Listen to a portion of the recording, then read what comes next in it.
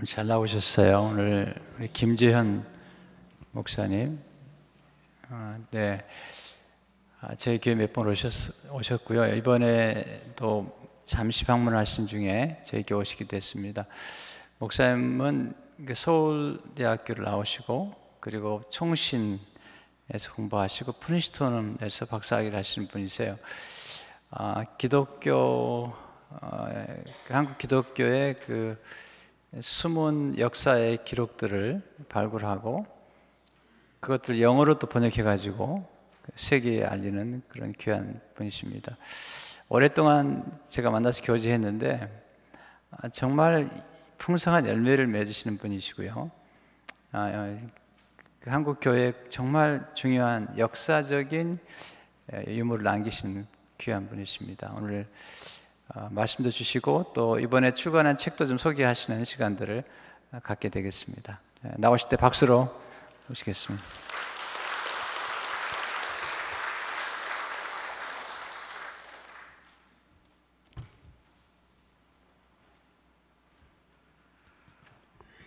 반갑습니다.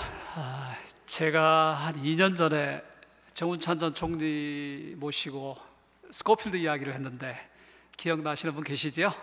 네, 세월이 굉장히 빠른 것 같아요. 제가 강 목사님을 처음 뵌 게 만 12년 전이었습니다. 박사학위를 망하고 얼마나 이렇게 의기충천해서 한국에서 사역을 처음 시작할 때 목사님을 뵙고 여러분들이 그렇지만은 특별히 강 목사님과 또 교회가 지난 12년 동안 제가 누군지는 여러분들이 잘 모르시겠지만 또 목사님의 사랑을 통해서 여러분이 같이 기도해 주시고 그 결과로서 부족하지만은 오늘에 오지 않았나 하는 생각이 듭니다. 연말에 굉장히 바쁜 와중인데 이렇게 시간을 내주시고 성도님들에게 어떻게 보면은 제가 하나님의 말씀을 나누는 시간을 빌어서 여러분들이 기도하고 있는 수많은 사람들이 이렇게 성장하고 있구나, 뭔가 자기 분야에서 살아가고 있구나, 사역보고 개념으로 오늘 왔습니다. 그래서 오늘 마음 편하게 정말 여러분의 기도가 이런 열매를 한국에서 맺고 있구나, 이런 감사의 시간을 같이 나누게 되기를 소망합니다. 저는 현재 한국고등신학연구원의 원장으로 있습니다.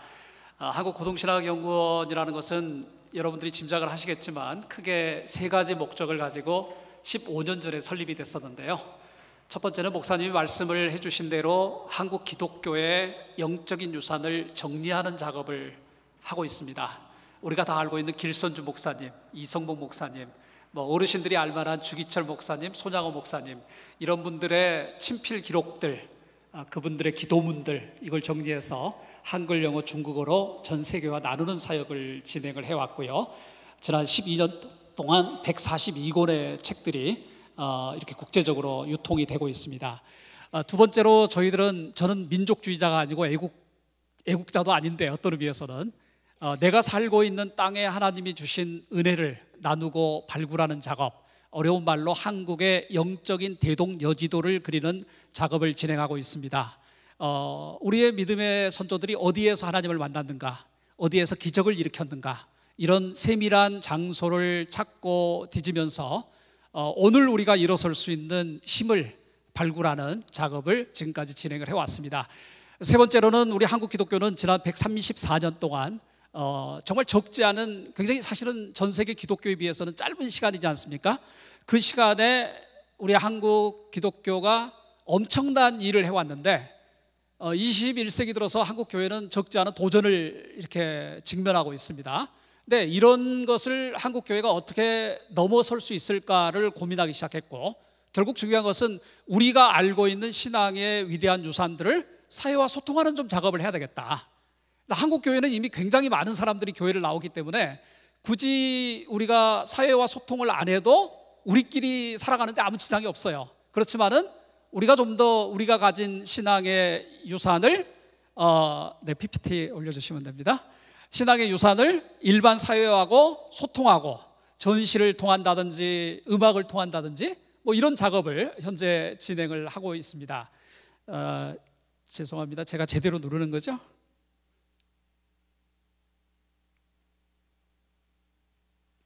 그냥 올려주시겠습니까? 네. 이게 저희가 지금 현재 학술기관 한국고등신학연구원에서 하는 거고요. 그 다음 슬라이드, 제가 방금 설명드린 대로 한국 기독교의 지편전을 만들고 대동여지도를 만들고 또 일반 사회하고 소통하는 작업을 해왔고요. 넘어가죠. 지난 2년 동안 올해 개인적으로 굉장히 많은 변화들이 있었습니다. 그 중에 가장 큰 변화는 제가 농부가 되었습니다. 농부가 뭔지 아시죠? 파머가 되었는데요. 제가 하버드 대학에서 공부한 역사학자인데요. 공부를 하다 보니까 재미가 없는 것 같아요. 그래서 하나님이 기회를 주셔서 강원도의 화천으로 지난 7월 달에 귀농을 했습니다. 물론 서울에서도 제가 연구소를 갖고 있지만 제가 슬라이드 올려주세요. 제가 자랑을 해야 되는데요. 네, 제 밭이에요. 저희 집이고. 그래서 제가 무를 한 4,000개를 심어가지고 동네 사람들하고 나눠 먹고요. 2주 전에 김장까지 다 하고 겨울 준비해 놓고 이런 이야기 하면 은혜가 되는 거죠. 정말 예수를 믿는 게 뭔가를 고민했는데 나이 50이 넘어서니까 자연으로 돌아가고 싶었어요. 정말 배추 씨를 뿌리면서 무 씨를 뿌리는 그 생명을 통해서 하나님을 만나고 싶었어요. 근데 사람들이 되게 많이 오고요. 그냥 한국교회를 위로하는 또 하나의 그냥 농부 신학자입니다. 넘어갈까요? 지난 1년 동안은 정말 이게 인생의 어느 단계에서는요, 여러분들이 다 느끼셨겠지만 한 1년이 10년 정도의 일을 하는 기간이 있는 것 같아요. 올해가 저는 개인적으로 그런 기간이었던 것 같아요. 작년 이맘때 책이 한 권 나왔거든요. 이 책은 여러분들 한국 떠나신 지 오래되셨어도 한국 좋아하시죠? 우리나라에 있는 기독교 성지들을 500곳을 백령도에서 울릉도, 마라도까지 남한 전체를 샅샅이 뒤져가지고 500곳의 한국 기독교 성지를 50벨트로 나눠가지고 책을 한 권 냈어요. 이동원 목사님을 비롯해서 많은 분들이 도와주셔가지고 근데 이게 좀 히트를 쳤어요. 지난 1년 동안에. 뭐 언제까지 예루살렘만 가겠어요? 언제까지 성지순례만 가겠어요? 우리 고국에 뿌려진 하나님의 흔적을 찾는 가이드라인이 나온 거예요. 그래서 저는 그냥 기분 좋아요. 제가 집회하고 제가 직접 안내도 하고 맛있는 거 먹기도 하고 우리 선배들이 이렇게 살아왔구나 하는 것을 지침서를 한 권 만들었는데 이게 한국교회에 꽤 큰 기여를 했습니다. 넘어갈까요? 사실 제가 학자로서 저는 서양 중세를 연구했지만은 서양 중세, 지금으로 말하면은 이탈리아, 프랑스, 독일이 형성되기 직전에 유럽의 기독교를 저는 전문적으로 연구한 학자예요. 그런데 한국에 들어가서 아니 내가 왜 유럽 것만 해? 우리나라 것을 좀 파보자. 우리나라 기독교를 파보자. 그래서 지난 15년 동안 연구를 했는데요. 이제 어느 저 중견의 학자에 이르다 보니까 제가 하고 싶은 4가지 연구를 지난 5년 동안 결과물로 만들어낸 게 이 4가지 주제예요. 순교. 대한민국처럼 20세기에 순교를 많이 한 나라가 있나요? 우리 이민교회도 사실은 이민교회뿐만 아니라 한국의 순교의 피 위에서 세워진 교회의 연장선이라고 저는 믿거든요. 아멘? 순교를 논하지 않고 한국교회를 논할 수가 없어요. 지난 135년 동안에 3,000명의 선교사들이 들어와서 한국에 눈물을 뿌렸기 때문에 대한민국 교회가 오늘날 같이 됐거든요. 그래서 제가 순교자 50명을 정리한 책을 냈고 선교사 3,000명 중에 50명을 정리한 책을 냈고 그 다음에는 기독교 민족 지도자 백범 김구 선생님이 27살에 예수쟁이가 된 걸 잘 모르잖아요. 도산 안창호 선생님이 죽을 때까지 성경책을 가슴에 끼고 전 세계를 돌아다닌 것 모르잖아요. 그래서 기독교와 사회의 중심에 서 있었던 사람 50명을 정리해서 책을 냈고요. 마지막 작년에 낸 책이 이제 물꼬를 좀 돌리자. 서양만 다니지 말고 한국의 성지순례를 오도록 만들자 그래서 성지순례 50벨트를 내면서 사실 저는 학자로서는 한국교회에 4가지 질문을 던져봤습니다. 제가 그 다음 슬라이드 넘어갈까요? 이 작업을 학자로 하면서 은혜를 받았던 말씀이 바로 신명기 32장 7절의 말씀이었어요. 같이 한번 읽어볼까요? 시작. 옛날을 기억하라. 역대의 연대를 생각하라. 내 아비에게 물으라. 그가 내게 설명할 것이요 내 어른들에게 물으라. 그들이 내게 이르리로다. 아멘. 한국교회가 엄청나게 성장을 해왔는데 정작 지금 부요해진 지금 거대 건물이 많고 돈이 많은 지금 한국교회는 어떤 의미에서 갈 길을 잃어버린 것 같아요. 저는 역사학자로서 기도하다가 그런 말씀을 캐치를 하게 됐어요. 우리가 힘들 때 누구를 생각하죠? 제가 나이 50이 넘었는데도 제가 힘들 때는 제 어머님을 생각해요. 제 아버님을 생각하고요. 여러분도 마찬가지죠. 정말 80, 70대고 60이 다 된 어르신들도 어머님, 아버님이 보시기에는 애들이잖아요. 애야, 가다가 길 조심해라, 차 조심해라. 아니, 당신 건강이라 생각하셔야지. 이게 인지상정 아니겠어요? 신앙도 마찬가지인 것 같아요. 저는 한국 기독교가 지난 130년 동안 걸어왔던 길을 잃고 있는 현대 교회에 던지고 싶었어요. 그리고 우리 아비들에게 물어보고 싶었어요. 우리 어미들에게 물어보고 싶었어요. 어디로 가야 될 것인가? 내가 어디로 가야 되죠? 그 다음 슬라이드 넘어갈까요? 그런데 이제 나이가 젊었을 때는요, 제가 만 40대 10년 동안 소록도라는 곳에 미쳐가지고 소록도에 빠져 있었거든요. 그런데 40대 때까지는 느끼지 못한 게, 그 나이 때까지는 정의를 생각하고 옳은 것을 생각하고, 그죠? 사회적 분노를 해결할 걸 생각하고. 그런데 죄송해요, 나이 50이 넘어가니까 관점이 바뀌는 것 같아요. 더 중요한 게 사랑인 것 같아요. 제가 이렇게 쭉 일을 하면서 최근에 가장 제 마음을 찔렀던 말씀이 오늘 말씀이에요. 하나님이 세상을 이처럼 사랑하사. 하나님이 세상을 이처럼 사랑하사의 주어를 좀 바꾸면 되잖아요. 그죠? 예를 들어서 스코필드가 한국인을 이처럼 사랑하사, 오늘 말씀드린 로제타가 한국을 이처럼 사랑하사, 새생명 비전교회 우리 성도님들이 LA를 우리 성도들이 강주미 목사님을 이처럼 사랑하사, 우리 목사님이 성도님들을 이처럼 사랑하사. 너무나 평범한 진리, 내가 예수님을 처음 믿었을 때 암기하고 은혜를 받았던 이 말씀이 오늘 이 나이가 되니까 제 마음속에 좀 다가오는 것 같아요. 그 수많은 사람들이, 순교자들이, 선교사들이 한국을 그처럼 사랑하지 않았다면 한국교회가 있었을까? 이 결론에 온 거예요. 제가 오늘 짧은 시간에, 여러분의 귀중한 예배 시간에 제가 감격적으로 만났던 지난 몇 년 동안 두 분의 선교사들 이야기를 좀 간단히 던져드리고 싶어요. 그리고 여러분들은 오늘 기도하셨듯이 정말 새로운 건물로 간다는 것은 우리가 좀 더 편하기 위해서 가는 게 아니잖아요. 이제 우리 교회가 이 정도는 됐다 해서 어깨에 힘을 주기 위해서 가는 게 아니잖아요. 어떻게 하면은 복음의 원래적인 사역을 좀 더 왕성하게, 효율적으로 한 몸이 돼서 그걸 하시러 가는 거죠. 저는 그렇게 믿거든요. 자, 넘어갈까요?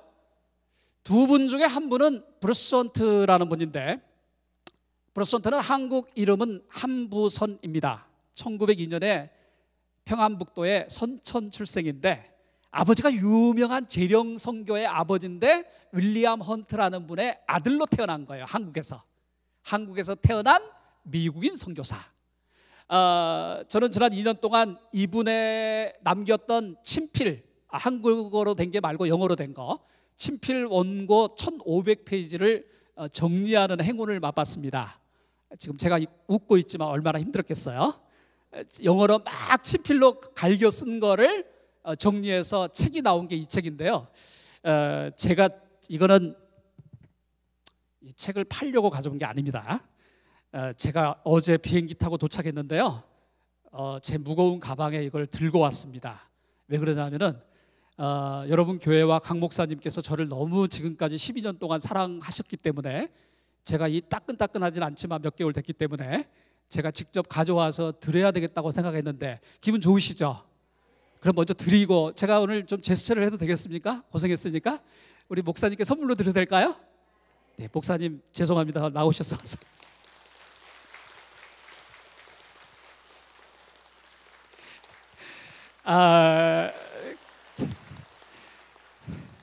저게 한국의 고신교단의 20개 교회가 1억 2천만 원을 헌금을 해줘가지고, 제가 물론 앵벌이를 다 했죠. 돌아다니면서 설교하고. 어떻게 보면 집합적인 결과물인데, 이 내용이 뭐냐면요, 이 선교사가, 우리나라가 1945년에 해방이 됐잖아요. 해방이 됐는데 메가더 장군 밑에 하지 중장이 대한민국을 3년 동안 이제 이렇게 통치를 했단 말이에요. 미 군정이 했는데, 미 군인들만이 대한민국을 통치하기 힘드니까 한국을 잘 알고 있는 선교사를 10명을 초대를 해요. 처음에 그 10명 중에 속했던 브루스헌트 선교사입니다. 선교사들이 와서 교회와 사회를 소통시키고 교회를 단합시키고, 그리고 미 군정이 한국을 어떻게 잘 다스릴 수 있을까를 도와주기 위해서 들어온 일진 선교사인데, 이분이 한국에 들어온 1945년 10월부터 대한민국이 새롭게 시작되던 48년 7월 11일까지 미국에 있는 자기 아내에게 보내는 편지 형태를 빌어가지고 대한민국 미 군정기 시대를 기록한 한 선교사의 시대 기록물입니다. 내가 오늘 메가더를 만났더니 메가더는 이런 사람입니다. 하지 중장을 만났는데 하지 중장은 한국 교회를 이렇게 생각합니다. 이런 이야기들을 1503페이지에 깨알 같은 글씨로 남긴 게 이 책입니다. 사실은 고신교단의 교수님들이 15년 동안 연구를 하셨는데 여차저차해서 끝을 못 맺고 저에게 넘어왔어요. 저에게 넘어왔는데 이 자료를 보는 순간 저는 이제 라틴어, 이렇게 옛날 라틴어, 옛날 1000년 전에 쓰던 언어를 주로 분석하던 학자였거든요. 그래서 저는 이게 보니까 이게 보배다라는 생각이 들었고, 그들의 헌신을 누군가 기억해 주는 것도 하나님의 은혜잖아요. 그래서 이걸 2년 동안 돈을 모아서 책을 만들었고 한글 영어로 출간을 하게 됐어요. 지금 제가 이분에 대한 결과물을 제가 연구했다는 것을 자랑하기 위한 것이 아니고, 이분이 왜 중요할까? 이분은 도대체 누구이길래 이렇게 한국인을 사랑하고 정말 그 누구도 들어오려고 하지 않는 최전선에 가장 먼저 뛰어들어왔고 대한민국에서 태어났고 대한민국 국민들과 함께 그렇게 한평생을 보냈을까? 이 질문을 한번 던져본 거예요. 그 다음 넘어가 볼까요? 사실 이 브루선트 밑에 있는 편지가 친필로 온 건데요. 머리 아프니까 그냥 여러분들은 보기만 하세요. 제가 다 작업해놨으니까. 한 5년 전에 제가 책을 2권을 냈던 건데, 그 다음 슬라이드 넘어갈까요? 키가 굉장히 큰 분이에요. 브루선트 한부선. 이분을 제가 언급하는 이유는 사실 여러분들이 한국을 떠나서 잘 모르실 수 있는데, 올해 2018년이 한국 교회가 일본의 억압에 굴복해서 총회가 일제의 신사참배를 하겠다고 공적으로 가결한 지 80주년이 되는 때입니다. 저는 올해 한국교회에 그런 질문을 던져봤습니다. 신사참배가 80년 전의 일이었지만은 대한민국이 얼마나 신앙 앞에서, 역사 앞에서 떳떳하게 서 있을까라는 질문을 이 작업을 통해서 한번 던져봤습니다. 이 한부선 선교사는 아버지를 따라서 말이죠, 바로 80년 전에 대한민국 대한예수교 장로회 총회가 자, 우리 일제 신사참배에 이건 국가의식으로 참여한다 라고 선언했을 때 자신의 장인 어른과 함께 그 현장에 서서 손을 번쩍 들고 이거는 잘못입니다. 예수 믿는 사람으로, 예수쟁이로 신사참배에 가결하고 신사참배에 반대하는 의견도 묻지 않고 통과시킨다는 것은 있을 수가 없습니다라고 주장했던 35살의 청년이 바로 이 사람이었습니다. 어떻게 그럴 수가 있을까요? 굉장히 보수적인 신앙을 갖고 있었던 한 청년, 이미 청주와 서울에서, 평양에서 많은 시절을 보냈던 한 청년, 이제는 일본 사람들에게 쫓겨가지고 만주벌판에서 목숨만 이어가던 800명이 넘는 한국의 기독교인들을 단동에서 심양과 하얼빈 그 광활한 땅을 돌아다니면서 그들을 위로하고 그들에게 복음을 전해주고 그들과 함께 눈물을 흘렸던 35살의 한 청년은 대한민국에 내놓으라 하는 목사님들이, 장로님들이 서서 일본에 굴절했을 때 벌떡 일어서서 반대를 요청하다가 일본 경찰에게 끌려나갔던 한 청년, 저는 그냥 지나칠 수가 없었습니다. 넘어갈까요? 이분은 아내를 그렇게 생각하는 사람이었어요. 사랑하는. 이 책 5권을 읽던 어떤 목사님은 나보고 그래요. 야, 가정교육의 교과서로 써도 되겠다. 얼마나 아내를 사랑하고 애들을 사랑하는지. 애들이 5명이거든요. 제가 지난 4월 달에 필라델피아의 웨스트민스터 테올로지컬 세미나리에 총장님 초대로 이제 책을 내기 전에 방문을 했는데 5 형제 중에 3 형제들이 나와서 저보고 그래요. 목사님, 제가 복순이고요. 한국 이름을 다 지어준 거야. I'm 개순. 아니, 나이 80이 먹은 할머니들이 I'm 개순, I'm 복순. 아버지가 다 지어준 거야. 얼마나 이렇게 단란하죠. 그런데 여러분들, 이 사진이 만주벌판에 흩어진 수백 명의 한국인 기독교인들을 돌보다가 일본 경찰에 의해서 체포되기 일주일 전에 찍은 사진이라면 여러분 마음은 어떨까요?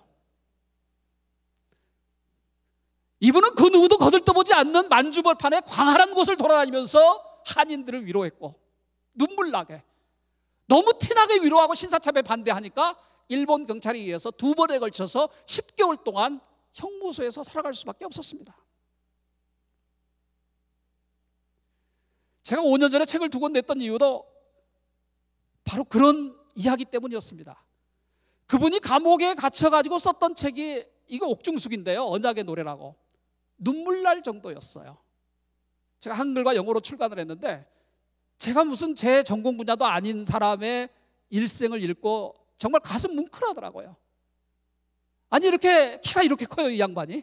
키가 이렇게 큰데 아시아인들만 수가 많은 일본 교도소에, 이 감옥에 들어갔는데 천장에 이게 몸을 펼 수가 없는 거예요. 감옥에 갇혀가지고 얼마나 본인이 처음에 좌절됐겠어요. 내가 뭘 잘못했지? 내가 이렇게까지 갇혀? 맨바닥에, 시멘트 바닥에 거적대기 하나 줬어? 정말 침울하게 이렇게 처음에 들어와서 정말 이렇게 좌절된 기분으로 있는데 그 순간 하나님이 이분에게 마음의 음성을 들려주시는 거예요. 천국이 어디지? 천국은 감옥 밖에 있는 게 천국인가? 아니면은 감옥일지라도 그곳에 하나님이 계신다면 그곳이 천국인가? 다 짐작하시겠죠? 그리고 브루스 헌트는 그 감옥에서 벌떡 일어나서 외국인들에게만 허용됐던 운동화에 있는 끈 있죠? 끈 위에 약간 양철대기 같은 걸로 끈을 이렇게 끝을 이렇게 오므리잖아요. 그걸 풀어가지고 감옥 벽에 하나님을 찬양하는 시편을 기록하기 시작합니다. 그 첫 번째 글이 오늘 읽었던 요한복음 3장 16절입니다. 하나님이 세상을 이처럼 사랑하사 눈물로 쓰지 않았을까요? 그리고 계속해서 그 철필로 잘 이렇게 긁히지도 않는 벽에 말씀들을 기록해 갑니다. 여호와를 찬양하라. 여호와는 위대하시도다. 여호와는 광활하시도다. 여호와는 나의 산성이시다. 나의 요새이시다. 깨알 같은 글을 써갑니다. 그런데 그 글을 쓰는 이면에 이런 마음에서 썼거든요. 내가 여기서 풀려갈지라도 더 많은 한국인들이 잡혀올 건데 누군가 와서 벽에 기록된 말씀 한 구절을 보고 그들은 힘을 얻지 않을까. 아멘. 참 눈물 나는 이야기예요. 왜 그렇게 살아야 되는 거죠? 한부서는 왜 그렇게 살았을까요? 넘어갈까요? 제가 참 놀랬던 거는 한국에 온 3,000명의 선교사들이 다들 대단한 분들이었지만 브루스 헌트는 더 대단했어요. 제가 필라델피아에 가서 깜짝 놀랐는데, 여러분 미국의 시작이 1620년이죠. 메이플라워를 타고 와서 수수감사절이 시작됐죠. 네, 100여 명이 넘는 사람이 배를 탔다가 겨우 90명이 안 되는 사람이 살아남았죠. 그 다음 봄에 브루스 헌트의 17대 손 조상이 메이플라워를 타고 왔다가 생존했던 가문이라면 어떠시겠습니까?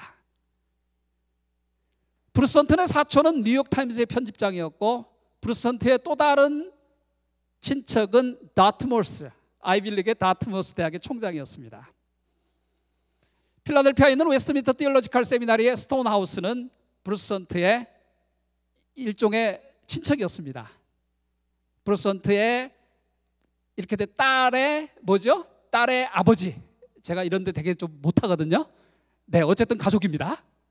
브루스 헌트의 저 뒤에 걸려있는 사진이 메이천 사진이고, 옆에 가운데 계신 분이 릴백 총장님인데 보통 분이 아니더라고요.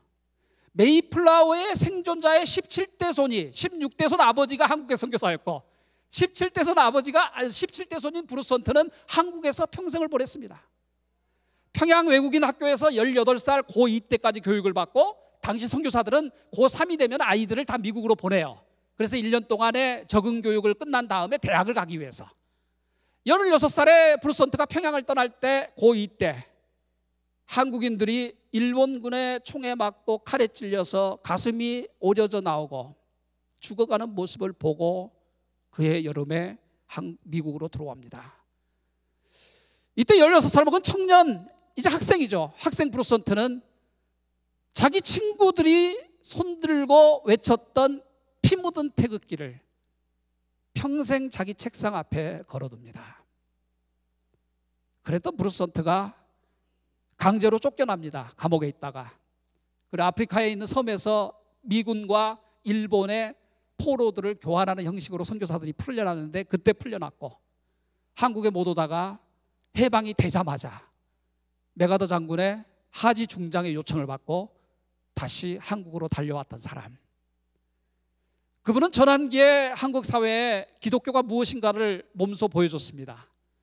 고신교단이 출범하는데 돈과 교회 설교와 글 쓰는 것과 한국과 미국을 연결하는데 잠을 자지 못하고 피로에 찌들 정도로 활약했던 사람입니다.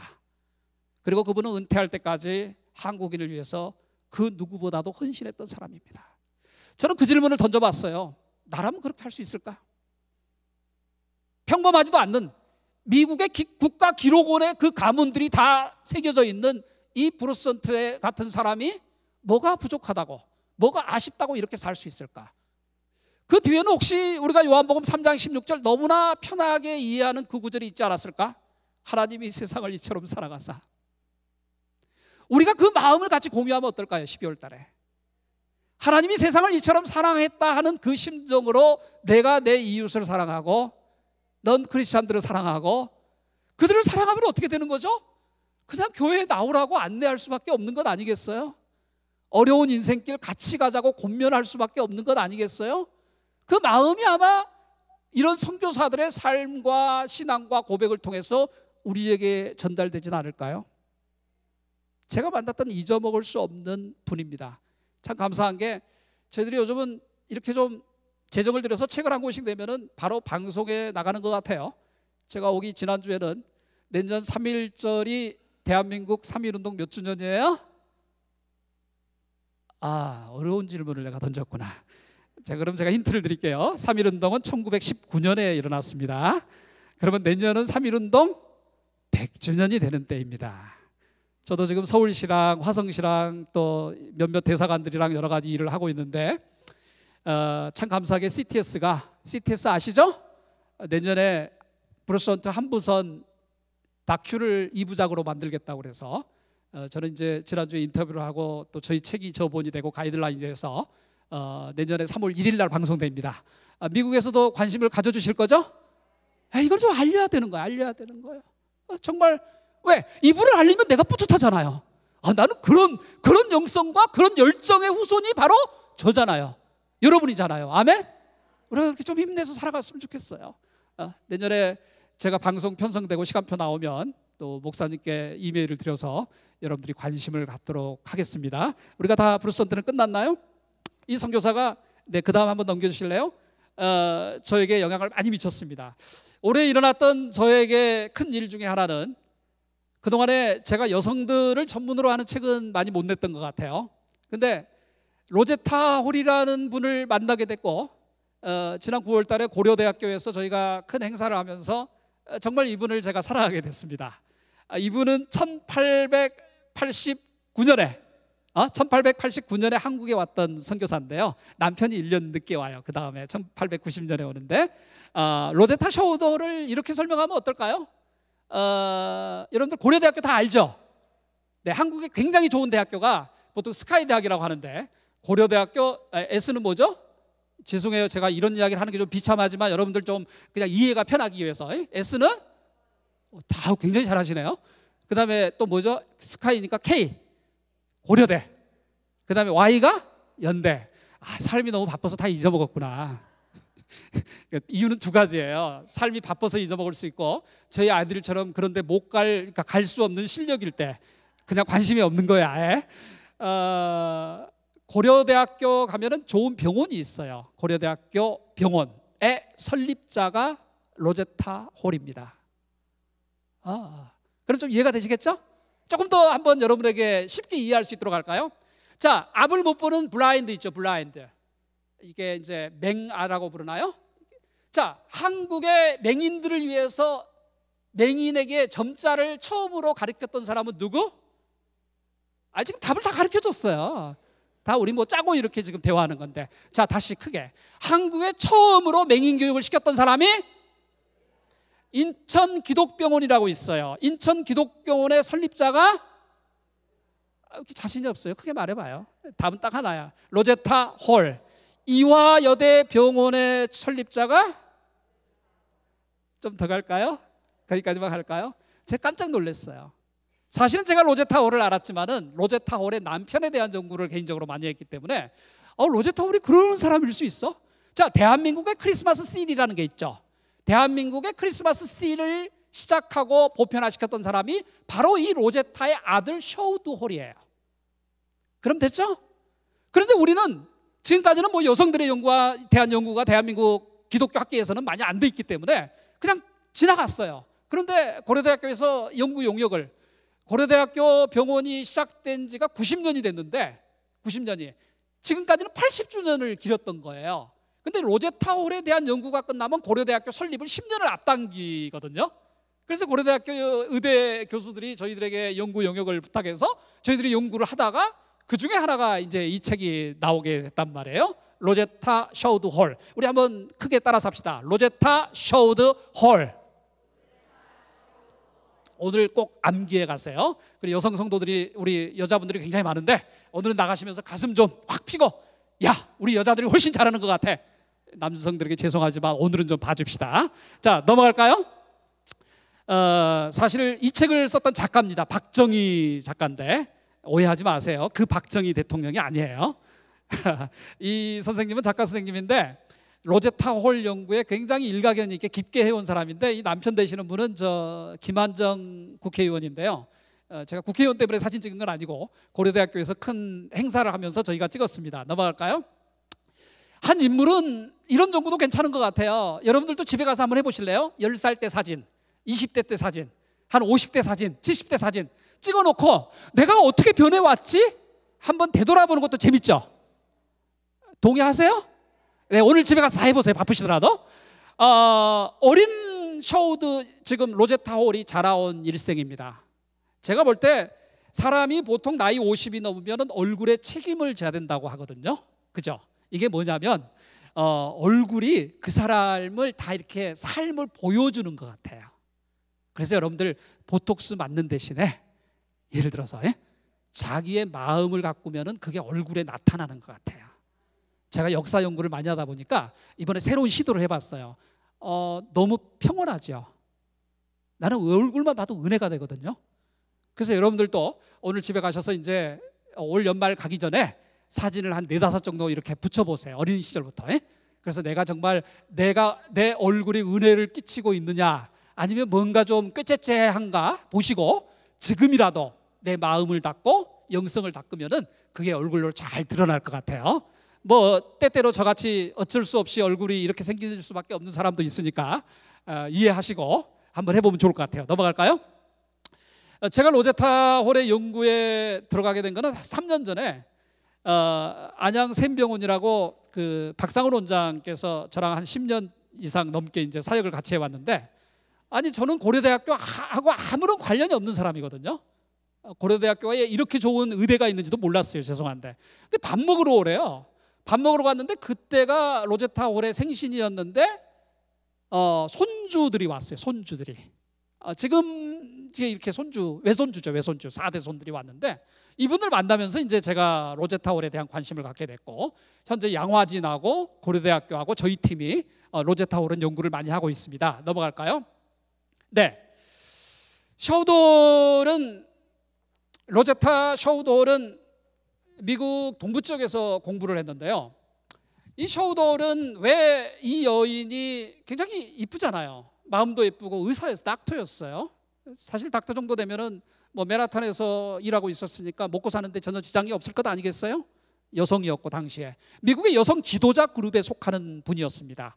지금도 그 보스턴에 가면은 여러분들 그 세븐 리버럴 아츠 칼리지라고 이렇게 여성들이 다니는 칼리지, 조그마한 대학이지만 굉장히 강한 대학이 있거든요. 마운트 할리옥 뭐 대학도 있고, 이 양반이 마운트 할리옥 출신이거든요. 강한 대학들 있죠. 여성 전문 대학들이 그 출신인데, 그런데 이분이 기도하다가 어느 날 선교사로 조선 땅에 들어온 거예요. 약혼전 남편보다 1년도 빠르게. 그런데 이분에게 영향을 끼쳤던 단어 한마디가 바로 마운트 할리옥 칼리지, 원래는 마운트 할리옥 Theological 세미나리가 원래 명칭이었어요. 다 신학교로 시작되잖아요. 그게 지금은 마운트 할리옥 칼리지가 된 거거든요. 거기에 설립자였던 라이언이라는 총장이 이런 말을 졸업 축사에서 한 거예요. 내가 인류를 위해 봉사하려거든 아무도 가려하지 않는 곳으로 가서, 잘 들으세요, 아무도 가려하지 않는 곳으로 가서 아무도 하려 하지 않는 일을 하라. 이때 아멘 하셔야 되는데 여러분도 싫으시죠? 거창고등학교에 가면은 전영창 교장 선생님이 거창고등학교 10계명을 써놨거든요. 아내가 적극 말리거든 그 길은 반드시 옳은 길이다.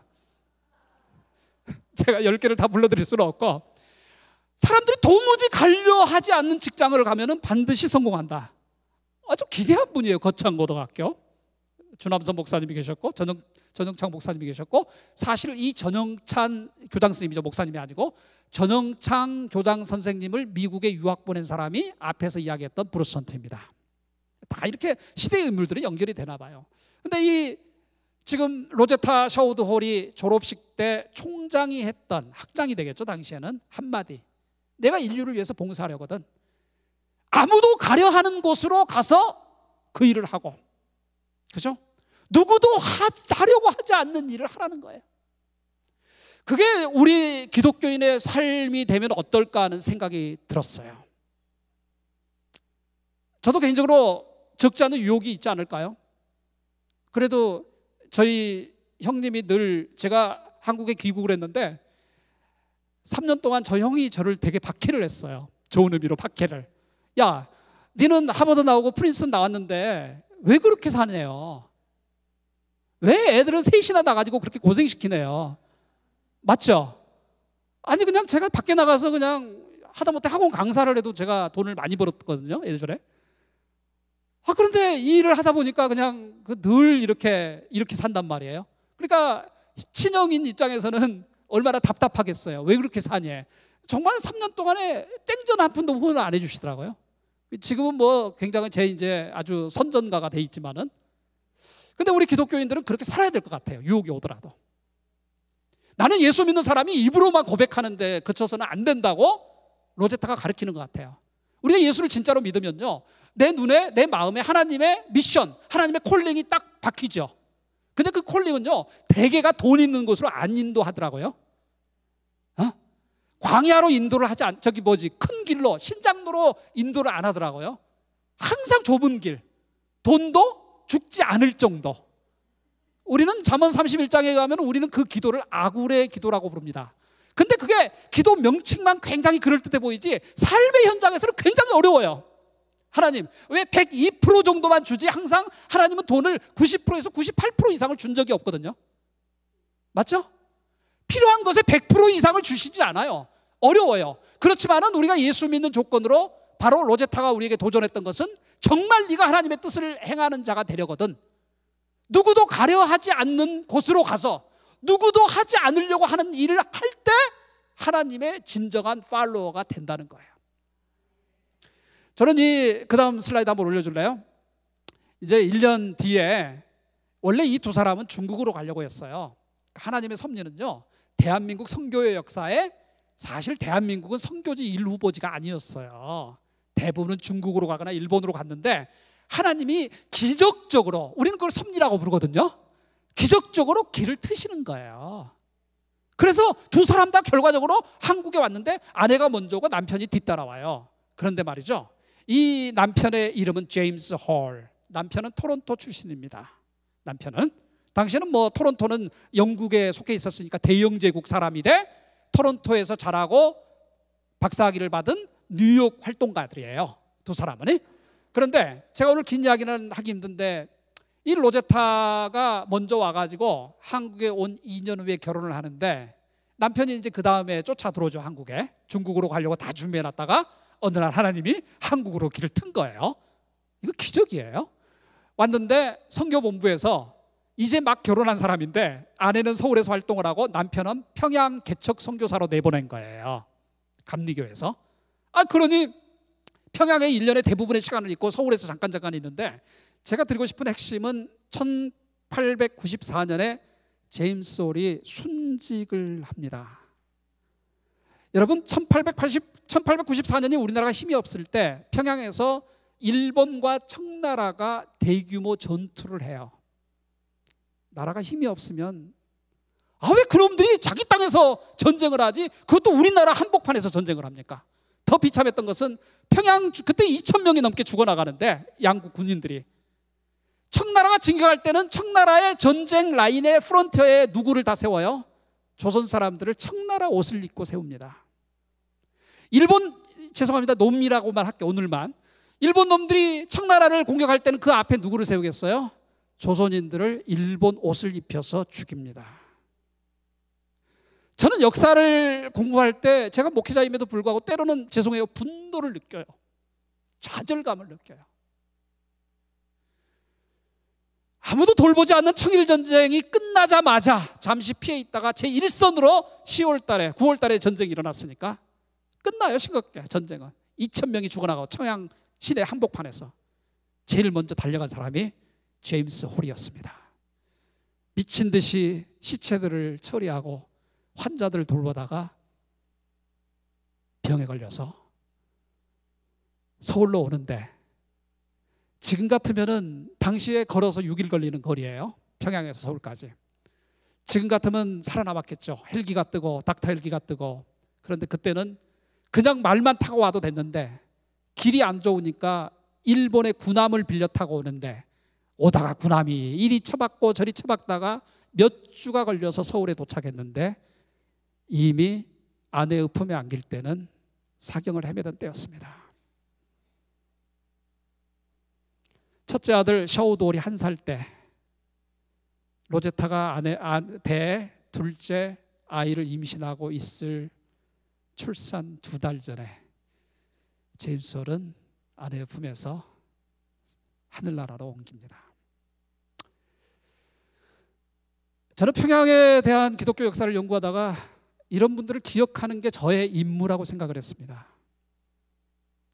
우리도 그렇게 주의 나라에서 헌신하다가 죽어가면 누군가 우리를 기억해 줘야 될 것 아니겠어요?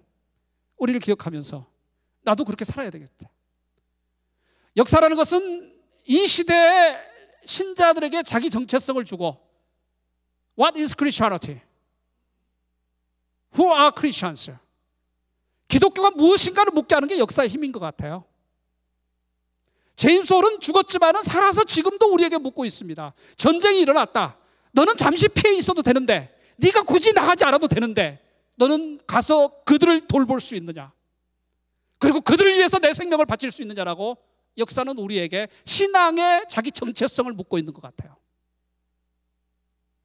로제타는 그렇게 결혼 2년 만에 남편을 천국으로 보냅니다. 넘어갈까요? 그러면 다른 유복자가 되겠죠. 에디스. 미국에서 잠깐 휴식을 취하고 좌절해서 벌떡 일어났던 로제타. 그는 2 자녀를 데리고 다시 남편이 그렇게 사랑했던 평양을 향해서 돌아옵니다. 남편의 이름을 딴 병원을 시작하고, 압을 못 보는 사람들을 위해서 병원을 시작하고, 평양의 최초로 아동병원을 시작하고, 광성학교라는 것을 만들어서 지금까지 존속시키는 기염을 토합니다. 그런데 남편이 가고 나서 4년 만에 돌아왔던 1898년 5월 1일 날 들어와서 갑자기 들어온 이 3사람은 심한 열병에 걸리게 됩니다. 이제 갓 3살을 넘겼던 딸 이디스, 에디스라고도 불리는데, 이 딸이 그 열병의 테스트를 통과하지 못하고 죽어나갔습니다. 넘어가 볼까요? 그런데 이 여인을 제가 감탄했던 것은 정말 닥터들인데 글을 많이 남겼어요. 이 여인은 한국에 도착한 그날부터 미국에 자기 아버지에게 보내는 편지 형태를 써서 모든 기록을 이렇게 다 남겼습니다. 어마어마한 기록을. 일기를 남기고 자신의 사역을 남기고 조선 사람을 설명합니다. 넘어갈까요? 이 책은 지금 한국의 양화진이라는 곳에 있는데 후손들이 기증을 했습니다. 자녀들을 기르면서 남긴 육아일기입니다. 매일 쓴 건 아니지만, 올해 우리 딸이 손이 이렇게 자랐네, 우리 아들의 키는 이렇게 자랐네, 그 한 면을 좀 보여드릴까요? 네, 에디스, 만 3살에 죽은 에디스의 머리카락과 에디스가 매년 자라는 손의 크기를 1년에 한 번씩 그려놓습니다. 저는 되게 창피했어요. 나는 그렇게 못했거든요, 우리 아이들에게. 근데 그 바쁘고 그 혼란스럽고 남편을 잃고 정말 온갖 종류의 병자들이 밖에서 기다리는 그 순간에도 이 철의 여인이죠. 정말 마가릿 대처가 철의 여인이 아니라 제가 볼 때는 로제타가 철의 여인이었던 것 같아요. 기록을 다 남깁니다.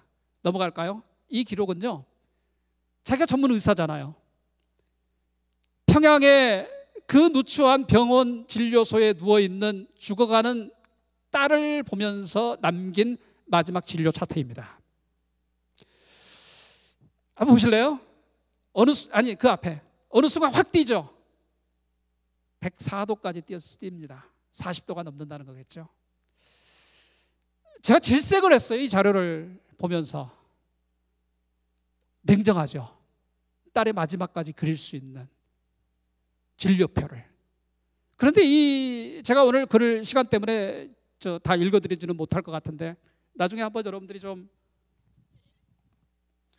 142쪽에 죽어가는 딸을 보면서 남긴 엄마의 심정을 이렇게 표출하는데요. 그냥 예수를 어떻게 아무렇게나 믿어서는 안 되겠다는 생각이 들었습니다. 넘어가 볼까요? 저 뒤에 관 보이세요? 애기관. 네, 그레이엄 리 목사님이 이제 동료 선교사가 관을 애기관을 만들어주고요. 남편이 양화진에 묻혔기 때문에 양화진까지 이동을 해야 되니까 냄새가 나오지 않도록 아연으로 전부 다 봉합니다. 남편을 평생 도왔던 이창직이라는 조사가 지게에 관을 메고 걸어서 6일에 걸쳐서 야가진까지 오게 되는데 마지막에 이제 아이를 관에 넣고 이 에디스가 유독 민들레를 좋아했거든요. 이제 몇 살 되지도 않는 셔우드가 옷바랍시고 동생에게 민들레를 한 움큼 따다가 준 온본입니다. 그리고 그 밑에 영어로 보시면 나와 있어요. 에디스의 죽음을 슬퍼하는 글이. 여러분에게 감동적으로 정서를 이렇게 스티뮬레이트 하려고 말씀드리는 게 아니고요. 정말 머나먼 땅 아닐까요? 미 동부 지역 볼티모어에서. 어떻게 보면 지구 반대편, 지금 비행기 타도 힘들잖아요. 제가 동부를 안 가는 이유 중에 하나가 너무 멀어서 안 갑니다. 한국에서. 당시는 어땠을까요? 한 달씩 걸리는. 샌프란에서 배를 타고 요코하마까지만 15일 걸리는 시절에. 왜 이 여인은 그 전쟁터가 아물지 않았던 평양까지 들어와서 주의 복음을 전할 뿐만 아니라 아무도 거들떠보지 않는 당시의 사회 약자들, 맹인들, 정말 말도 못하는 사람들, 정말 없는 사람들, 여성들, 과부들을 위한 학교를 열고 왜 그렇게 했을까요? 그 질문을 한번 던져보았습니다. 넘어갈까요?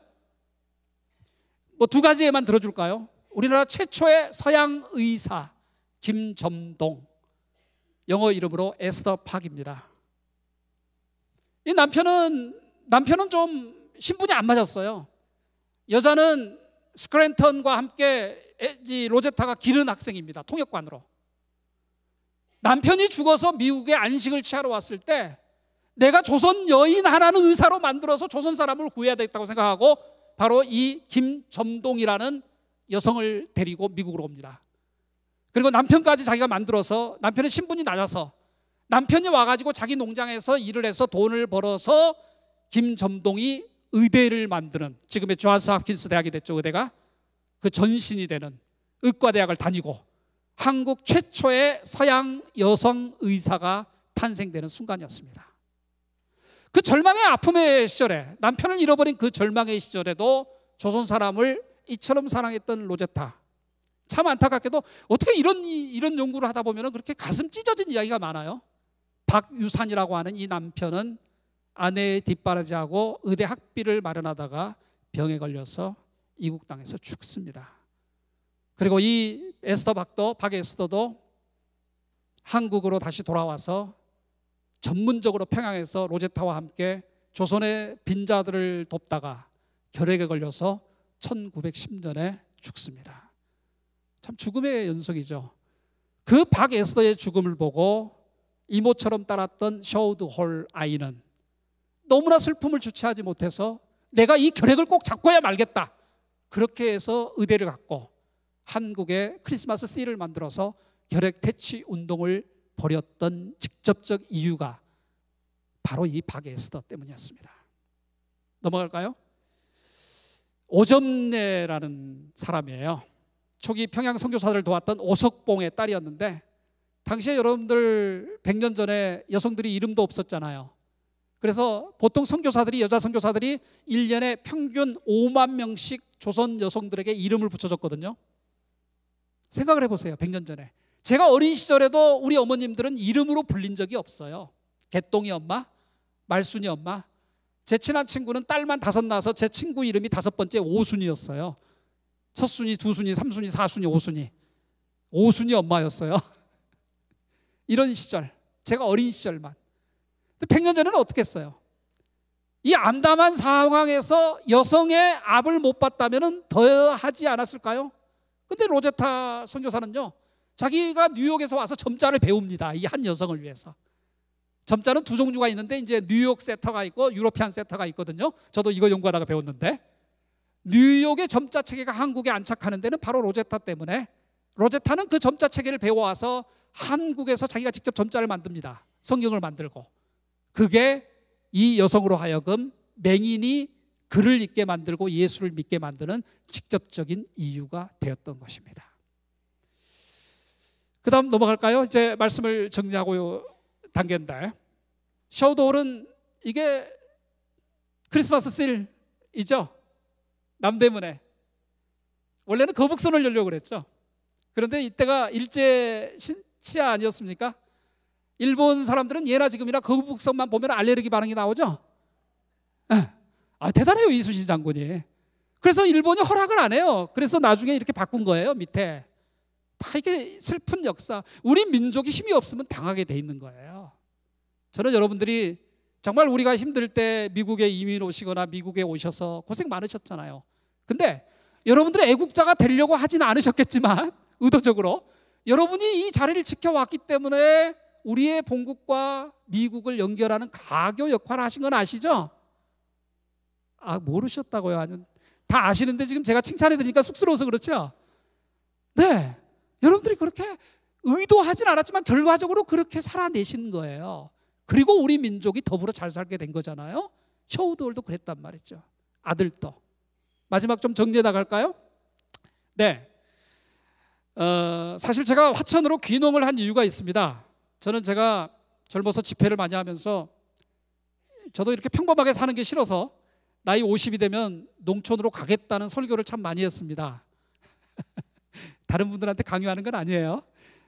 그런데 제가 막상 나이 50이 되니까 약속은 지키라고 있는 거더라고요. 네, 약속은. 그래서 이제 어디서 돈 좀 빌려다가 땅을 보러 다니기 시작했어요. 이제 목표는 딱 하나였어요. 하나님, 제가 20대 때 김진홍 목사를 모시고서 통일운동을 제가 시작한 그룹 멤버거든요. 20대 때 제가 하버드로 유학 오기 전까지, 그 달까지.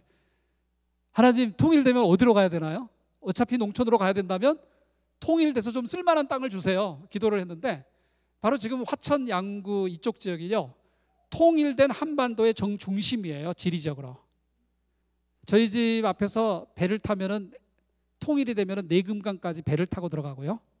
저희 집 앞에서 뭐 여러 가지, 제가 가보니까 기도하다가 저는 갔는데 가서 통일을 꿈꾸게 됐어요. 그러던 차에 로제타를 연구하다가 이 지도를 제가 그려봤어요. 우리가 어렵게 통일하자고 할 필요 있어요? 아니, 홀의 가족을 좀 신앙을 따라가 보자 하니까 통일이 되더라고요. 이번에 해주병원에서 한국의 슈바이처 장기려가 은혜를 받고 한국의 슈바이처가 됐던 곳이 해주병원인데 다 로제타 가문이 만든 곳이죠. 평양에 열었던 남편을 기념했던 기휼병원은 지금의 평양의대가 있는 그 자리인 거 아세요? 서울의 온갖 곳. 아들 셔우드와 메리언이라고 하는 자부죠. 셔우드의 아내가 세웠던 원산, 그분들이 쫓겨나와서 만들었던 별장은 화진포라고 있어요. 고성에. 그 화진포에 가면은 김정일 별장이 바로 셔우드가 만들었던 별장입니다. 거기서 김정일이 어린 시절을 보냈던 거죠. 이게 지금 홀 가문의 중요 유적지거든요. 홀 한번 방문하면 어때요? 북한까지. 저희가 정치적으로는 좌가 될 수도 우가 될 수도 있고 사람의 취향에 따라서 이데올로기적으로 좀 다를 수 있잖아요. 그렇지만 그 차이에도 불구하고 우리 한민족이 760만의 우리 교포들이 잘 살기 위해서는 통일이 돼야 된다는데 반대 없죠? 또 아멘도 안 하시고 반대도 안 하시고 다 찬성하시죠? 우리가 이런 국가적인 중대한 일 앞에 우리 신앙의 유산들을 좀 놔보면 어때요?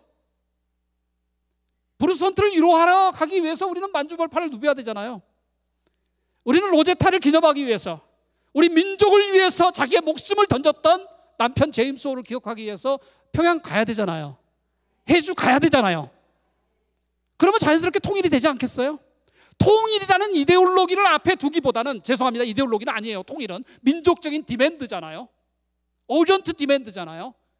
우리가 좌나 우나 이데올로기의 싸움을 앞에 두는 대신에 모든 것을 포용하시고 자신의 아들까지 보내서 이 땅을 그렇게 사랑하셨던 하나님의 사랑으로 신앙의 선배들의 모습, 그 하나님을 우리의 삶 속에서 살아내려고 했던 선교사들과 순교사들과 기독교 민족 지도자들을 반추하면서 되새김질하면서 우리가 그렇게 살아나가려고 할 때 통일은 되지 않을까요? 마지막 2장 남았습니다. 하나 올려줄래요? 크리스마스 시즌입니다. 전통 교회에서는 아드벤투스, 아드벤트, 오신 주님, 라틴어로서는 아드베니떼죠. 베니떼라는 게 오소소라는 뜻이에요. 라틴어로. 그게 아드벤트가 돼서 대림절, 대강절, 주께서 우리를 찾아오신 디셈버입니다. 저는 이 계절에 다사다난했던 여러분들, 저를 비롯해서 우리 한번 신앙의 본질을 생각하면 어떨까요? 하나님이 세상을 이처럼 사랑하사, 브루스 헌트가 한국인을 그처럼 사랑하사, 로제타가 한국인을 그처럼 사랑하사, 하나님 나도 그 반열에 들게 해주시옵소서. 나도 우리 교회를 그처럼 사랑하사, 나도 누구 자매를 그처럼 사랑하사, 나도 누구 형제를, 나도 어떤 빈자를, 정말 갈 곳 없는 사람을 그처럼 사랑하사. 그렇게 되면 하나님이 복을 주시더라고요. 멸망하지도 않고 뭘 얻어요? Eternal life, 영생을 얻으리라. 여기 2가지 목적이 있는 것 같아요. 김구 선생이 제가 오랫동안 연구했던 손양원 목사에게 써주었던 19절입니다. 답설 야준 거면 불수호란행이라, 금일아행적이면 수작후 인정이라. 당신이 눈 내린 들판을 걸어갈 때 발걸음을 어지럽게 해서는 안 됩니다. 이민사회에서 누가 지켜보지 않는다고, 너무 힘들다고, 의지할 곳이 없다고 내가 마음대로 살아서는 안 됩니다. 왜? 오늘 당신이 걸어간 그 발자국이 아무도 보는 것 같지 않고 내가 선택하는 게 내 길이 될 수 있다고 방만할 수 있음에도 불구하고 언젠가 시간이 흐르면 반드시 길이라는 것은 따르는 자가 있을 것이고, 여러분이 지금 내걷는 그 힘든 걸음걸음 하나가 후일에는 대로가 돼서, 시온의 대로가 돼서 당신을 따르기 때문입니다. 그래서 우리가 연말에 스스로에게 하나님이 이 김재현이를 그렇게 사랑하사, 하나님이 여러분 각자를 그렇게 사랑하사 약속하셨기 때문에 늘 듣는 말이지만 우리가 반응해야 될 것은 2가지인 거죠. 나도 정말 시온의 대로를 만들어갈 때 제대로 살아가야 되겠다. 마지막 슬라이드 하나 볼까요? 화천에 예수도 믿지 않는 사람이 한번 손님으로 방문했는데 제 이야기를 듣고서 목사님 내가 예수는 안 믿지만 선물을 해야 되겠네라고 해서, 뭐 장작더미 많잖아요. 농촌이니까. 이 양반이 예수도 안 믿는데 새벽교회도 안 나갈 건데 새벽에 일어나가지고 만든 십자가입니다. 이 나무는요, 그냥 제가 막 버려놨던 나무를요, 널판지 이 양반이 불에다가 대고, 그날 쑥이 많은 봄철이 오셨거든요. 저희 밭에 쑥이 많은데 쑥으로 막 이렇게 닦는데요. 이렇게 불에다 구우면서. 그래서 제가 아침에 일어났더니 목사님 선물이에요 하고 저에게 주셨어요. 우리 인생은 저런 십자가 같아요. 죄송한데 제가 뭘 해온다고 했는데 되돌아보니까 되게 별 볼 일 없는 인생을 살아왔더라고요. 여러분 어떠세요? 그런데 더 감사했던 거는요, 정말 자랑할 것이 없음에도 불구하고 정말 제가 한 것도 없는데, 내세울 것도 없는데 하나님은 나름 그래도 쓸만한 명품을 만드셨더라고요. 여러분 다 마찬가지죠? 여러분 뭐 대단한, 요즘 억만장자가 많으니까 조만장자 있으세요? 공부들 많이 하셨어요? 정말 세계적으로 살아오셨어요? 아니잖아요, 우리가. 그런데 정말 우리는 영생의 줄을 알고 있죠? 그렇죠? 이터널 라이프를 준대요. 생명보험도 안 들었는데. 하나님은 우리를 사랑하신대요. 당신 아들을 보내주셨거든요, 크리스마스 때. 쓰레기 더미에서 장작 2개를 골라내신 예수도 안 믿는 어느 분이 명품 십자가를 만들어 주셨더라고요. 그게 하나님이신 것 같은데요. 저는 한 해를 지나면서 좋은 목사님과 또 여러 성도님들과 한 해 참 행복하셨겠지만은, 오늘 잠깐 지나가는 방문객 입장에서 우리가 같이 서로 권면했으면 좋겠어요. 그래요, 때로는 우리가 쓰레기 같은 인간들이에요. 내놓을 것도 없어요. 육신의 엄마 아빠한테 부탁하니까요, 제가 중3 때 저를 낳아주신 만석직의 아버님께 고등학교 좀 보내달라고 갔다가 2시간 동안 뒤지게 얻어맞고 길가에 내팽겨 쳐진 적이 있습니다. 제 어머님은 만석직에 첩으로 들어오신 분이었거든요. 굉장히 선비 같은 어머님이셨는데, 인생이라는 거는 계획대로 안 되는 것 같아요. 저는 중3 때 육신의 친아버지에게 죽을 정도 매를 맞고 거리에 내팽겨 친 적이 있습니다. 그런데 하나님은 그 부직갱이 쓰레기들을 주워가지고 명품을 만드시는 분은 하나님이시더라고요. 그래서 따뜻한 말로 마감하려고 준비했어요. 고생 많으셨습니다. 이민생활에서 그렇게 지켜주신 것만 해도 감사하고, 이 교회에서 그렇게 충성스럽게 같이 섬겨준 것만 해도 감사하고, 여러분들이 기도 많이 해주셔야지 대한민국이 더 잘 되겠죠. 우리 대한민국도 여러분들 교포사회를 위해서 기도하고, 이제 연말을 맞이하면서 내가 비록 쓰레기 같을지라도 하나님은 나를 그렇게 사랑하셨으니 영생을 주시고 멸망치 않게 하시고 명품을 만들어 주실 겁니다. 아멘. 하나님 감사합니다. 그저 우리에게 은혜를 주시고 이렇게 이뻐해 주시고 한 해를 감사할 수 있게 해주시고 좋은 교회를 주시고 조금만 있으면 정말 아름다운 성전을 주셔서 우리가 여태까지 마음만 있었지만 하지 못한 복음적인 삶을 더 충실하게 충직하게 살아갈 기회도 주셔서 감사합니다. 한 해의 모든 아픔은 뒤로 하고 어려움은 뒤로 하고 정말 일생에 한 번 있는 이 귀한 시간에 제대로 살게 하시고 제대로 예수 믿게 하시고 하나님이 우리를 그렇게 살아가신 것처럼 우리도 우리 눈앞에 들어오는 당신이 주신 우리의 주변과 성도들과 넌 크리스찬들을 사랑해서 우리가 가지고 있는 영생과 멸망하지 않는 축복을 특권을 그들과 함께 나눌 수 있도록 은혜를 베푸시옵소서. 예수님의 이름으로 기도하옵나이다. 아멘.